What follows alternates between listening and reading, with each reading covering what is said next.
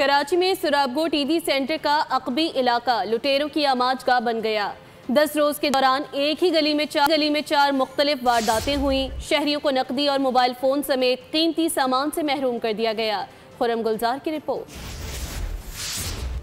कराची में लुटेरा राज, अंचोली की एक गली, डकैती की 4 वारदातें। मुलजिमान ने पहली वारदात 15 जनवरी की शाम की तो गली भाग गई। फिर क्या था, 7 सितंबर, 21 अक्टूबर और 24 अक्टूबर को वारदातें की। मुलजिमान मजे से आए, छीना झपटी की और ये जा वो जा।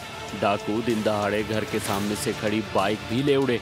एक वाक़े में शहरी ने मजामत की तो डकैत दुम दबाकर भाग गए। इलाका मकीन कहते हैं कि पुलिस का गश्त ना होने के बराबर है, जबकि बार बार शिकायत के बावजूद भी लुटेरों के खिलाफ कार्रवाई नहीं की गई। सब्सक्राइब करें और बेल दबाएं ताकि कोई खबर रह न जाए।